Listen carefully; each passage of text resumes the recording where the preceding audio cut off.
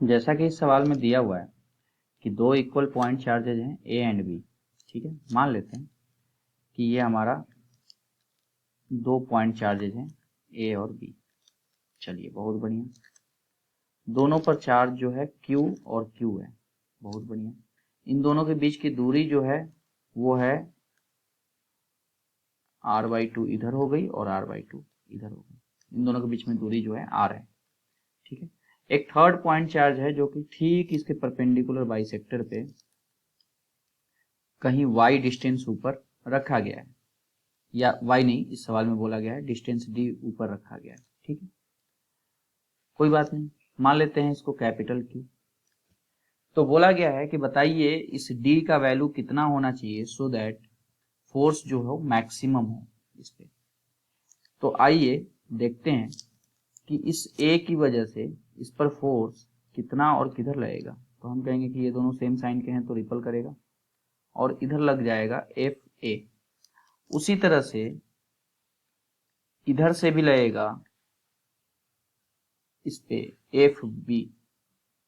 और ध्यान से देखें तो FA और FB दोनों आपस में बराबर होंगे, और वो कितना होंगे तो KQ कैपिटल Q बाई ये दूरी का स्क्वायर, ये वाली दूरी का स्क्वायर।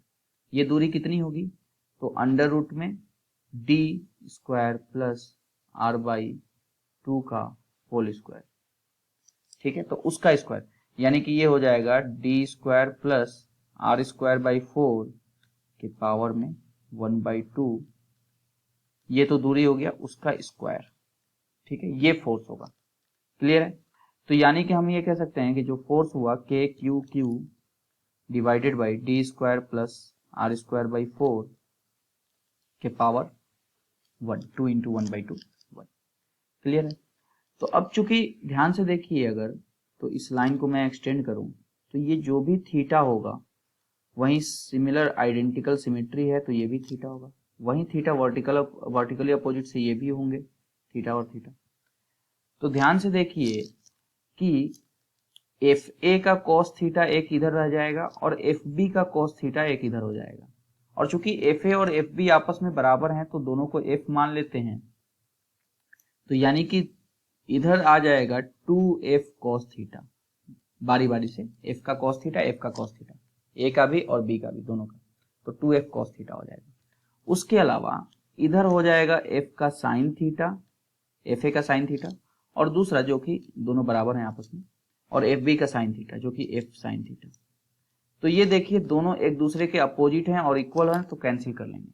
जो भी बचेगा हमारे पास 2F cos थीटा बचेगा ऊपर की तरफ।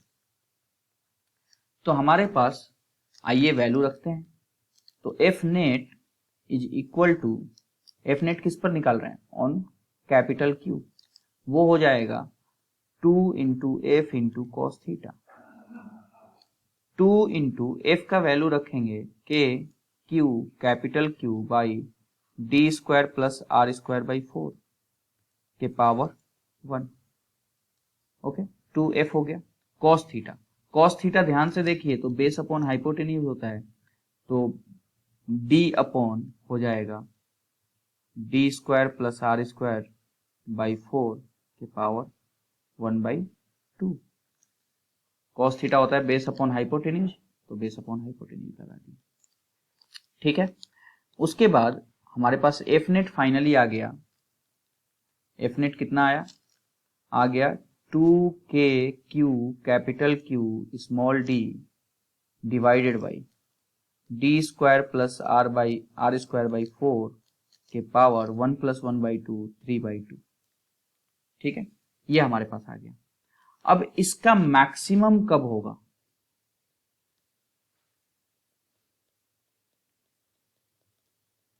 ये बोला गया, क्योंकि सवाल में पूछा ही कि मैक्सिमम फोर्स बताना है। तो हम एक काम करते हैं कि हमारे पास कुल मिला के डी ही तो वेरी करेगा, हम लोग बार बार उसके आसपास में भटकेंगे, कभी डी छोटा, कभी यहाँ पे रखेंगे, कभी यहाँ पे रखेंगे, कभी यहाँ पे रखेंगे, कभी यहाँ पे रखेंगे, और देखेंगे कि कौन सी ऐसी वैल्यू है जिसपे डी के ऐसी वैल्यू पे जहां पर फोर्स मैक्सिमम आ रहा है। तो यानी कि यहाँ पर वेरिएबल डी है, तो आइए डी के रिस्पेक्ट में डिफ्रेंशिएट करके 0 कर दें, ठीक है। तो इक्वल टू 0। तो इसको जब 0 करेंगे तो हमारे पास हो जाएगा डिफ्रेंशिएट करके, तो हमको डिफ्रेंशिएट करना पड़ेगा इसको। तो आइए करते हैं, 2k क्यू कैपिटल Q, इसको नीचे वाले को पहले स्क्वायर कर लेते हैं, D square plus R square by 4 की पावर 3/2 का स्क्वायर। ठीक है, ऊपर वाले को डिफ्रेंशिएट किया तो ये बना इंटू 1, और नीचे वाले को हु बहू मल्टीप्लाई कर दिया तो D square plus R square by 4 की पावर 3/2। ठीक है, उसके बाद माइनस, अब नीचे वाले को डिफ्रेंशिएट किया, ऊपर वाले को हु बहू रखा, तो 2k Q capital Q D into, अब इसको डिफ्रेंशिएट करेंगे तो क्या बनेगा देखिए, नीचे वाले को डिफ्रेंशिएट कर रहे हैं, ऊपर वाले को हुबहू वैसे ही रख दिए, तो इसको डिफ्रेंशिएट करेंगे तो 3/2 एक तो आएगा, उसके अलावा डी स्क्वायर आएगा प्लस आर स्क्वायर बाई 4 आएगा, तो 3/2 माइनस 1 यानी कि 1/2 हो जाएगा, इंटू 2d और आएगा। ठीक, तो ये आपको डिफ्रेंशिएशन आया, जिसको 0 के बराबर पुट करेंगे तो नीचे वाला चीज जो है ये क्रॉस मल्टीप्लाई उसके साथ जा करके 0 हो जाएगा। इसमें से कुछ चीजें कॉमन है, निकाल देता हूँ, 2k क्यू इन सबको 0 की तरफ फेंक दिया तो वो 0 हो गए। ठीक है, अब उसके अलावा हमारे पास क्या बना कि d और इधर हो गया 3/2 into 2d into D square plus R square by 4 के पावर 1/2। इस पूरे चीज को जो माइनस में है उसको राइट साइड लेके जा रहे हैं, लेफ्ट साइड लेके जा रहे हैं तो 0 हो जाएगा, वो प्लस में हो जाएगा, नेगेटिव में। इधर हो जाएगा आपको कितना, D square plus R square by 4 के पावर 1 प्लस 1/2, 3/2 को लिख दिया ऐसे। तो ये 1/2, ये पूरा चीज ये 1/2 से कैंसिल हो जाएगा। तो यानी कि हमारे पास क्या बनेगा, तो हमारे पास फाइनली बन जाएगा ये डी, तो 3d square is equal to D square plus R square by 4 के पावर 1/1 हो जाएगा। तो यानी कि यहां से 2d square is equal to R square by 4, तो यानी कि D square equal to R square by 4 into 2, यानी कि हम ये कह सकते हैं कि d equal to R by 2√2, ये हमारा आंसर होगा। ओके, आई होप समझ गए होंगे।